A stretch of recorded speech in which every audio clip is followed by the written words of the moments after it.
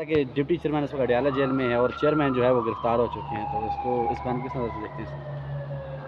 نہیں، میرے پاس تو کوئی اطلاع ایسی کوئی نہیں ہے. I don't know. آپ sir digital media, social media پہ اور ہر جگہ پہ یہ بیان چل رہا ہے کہ فیض حمید کو انہوں نے آپ کا پی ٹی اے کا چیئرمین جو ہے نون لیگ اس وقت تصور کر رہی ہے کہ نون لیگ نے کہا ہے کہ پی ٹی اے کا چیئرمین جو ہے وہ فیض حمید ہے، وہ گرفتار ہو چکا ہے. عمران خان ڈپٹی چیئرمین جو اڈیالہ جیل میں. کیا اسٹوپڈ بات ہے یہ. نون لیگ والے جو ہے نا، یہ جاہل کے جاہل ہی رہیں گے.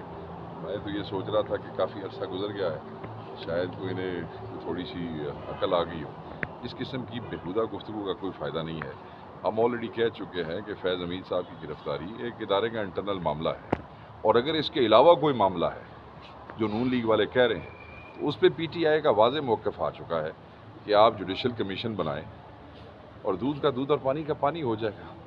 اب آپ بیٹھ کے ایس پی آر کی نمائندگی کریں روز اپنے پریس کانفرنسز میں، تو اس کا یہ مطلب نہیں ہے کہ قوم آپ کی شکلیں نہیں دیکھنا چاہتی. قوم نے آپ کو ریجیکٹ کر کے اٹھا کے پھینک دیا. دیٹس وائی آپ کو اسٹیبلشمنٹ کی ہیلپ کی ضرورت پڑی ان سیٹوں میں بیٹھنے کے لیے. تو پنجابی یہ کہتے ہیں چبلا مارنیاں بند کرو. اچھا سر، ایک طرف پریس کانفرنس میں کہا جاتا ہے کہ پی ٹی آئی انتشاری ٹولہ ہے، انتشاری ٹولے سے تشبیہ دی جاتی ہے، دوسری طرف کہا جاتا ہے کہ ٹیبل پہ بیٹھنے کے لیے تیار ہیں.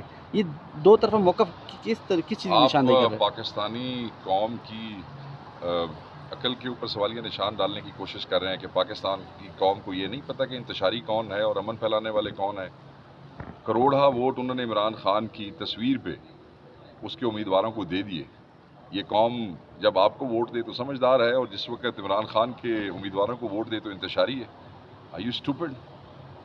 لوگوں نے، عوام نے ووٹ دیے ہیں، آپ نے تو چھینا ہے ان کا مینڈیٹ. تو یہ ڈرامہ بھی آپ دیکھیں، یہ ریل بار بار چل رہی ہے نا، تو یہ سمجھتے ہیں کہ نفسیاتی طور پہ ایک چیز بار بار کہیں گے تو لوگوں کے دلوں میں بیٹھ جائے گی. جو سبق عمران خان ان کو پڑھا گیا نا، عوام کو جو شعور دے گیا ہے، یہ سر آخر میں بتائیے گا کل کے جلسے کے حوالے سے، سر کل کے جلسے کے حوالے سے کیا اسٹریٹجی ہے؟ اسلام آباد کے اس وقت ہر جانب ہمیں کنٹینرز نظر آ رہے ہیں، رکاوٹیں کھڑی کی گئی ہیں، دیواریں بنا دی گئی ہیں. کل کے جلسے کے حوالے سے اگر یہ تمام چیزیں برقرار رہتی ہیں تو کل جلسہ کریں گے؟ بالکل کریں گے، ٹھوک بجا کے کریں. اچھا، اس حوالے سے جلسہ کر رہے ہیں، کوئی غیر قانونی کام نہیں کر رہے. اس عدالت نے ہمیں اجازت دی ہے، این او سی ہمارے پاس ہے.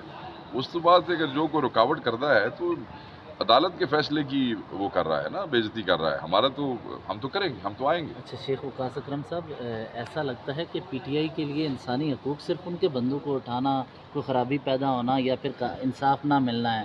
کراچی میں ایک خاتون نے پیسے والی تھی، مالدار تھی، اس نے کچل دیا لوگوں کو، تو عارف علوی صاحب خاموش رہے. پارٹی کے سینئر رہنما، شاید وہ کراچی سے اس لیے بات نہیں کر رہے.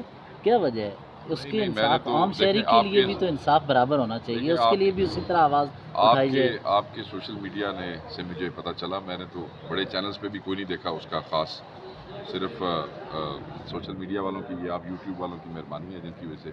اور ہم نے تو اس کو کنڈیم کیا ہے، میں نے اپنی ذاتی حیثیت میں بھی کیا ہے. عارف علوی صاحب، آئی ڈونٹ نو، ان کی شاید نظر سے نہ گزرا ہو. یہ ہو نہیں سکتا. جو زیادتی ہے غریب کے ساتھ وہ کوئی بھی کرے، چاہے کوئی صنعت کار ہو، چاہے کوئی سیاستدان ہو، تو وہ تو ظلم ہے اور بالکل اس کو کنڈیم کیا جاتا ہے. اس کو قرار واقع سزا ملنی چاہیے. ہم کہہ چکے ہیں. سننے میں آیا ہے کہ اسے ملک سے باہر بھگانے کے لیے کچھ کوششیں اور اسے مینٹلی سک کا قرار دے کر کچھ کیا جا رہا ہے. دیکھیں، یہ تو اب دو چیزیں آپ نے چرائی صاحب کر دی نا. پہلی چیز مینٹلی سک قرار دیا جا رہا ہے تو یہ وہاں کی عدالتوں نے اس کا تعین کرنا ہے، اور اگر کسی کو ملک سے فرار کرایا جائے گا تو اس میں وہاں کی مقامی حکومت یعنی کہ وہاں کی صوبائی حکومت کا ہاتھ ہوگا. تو ہم دونوں کو ہی وہ کریں گے کہ بھائی میں سمجھتا ہوں کہ انصاف ملنا چاہیے غریب فیملیز کو، اور سندھ حکومت کو حیا کرنا چاہیے.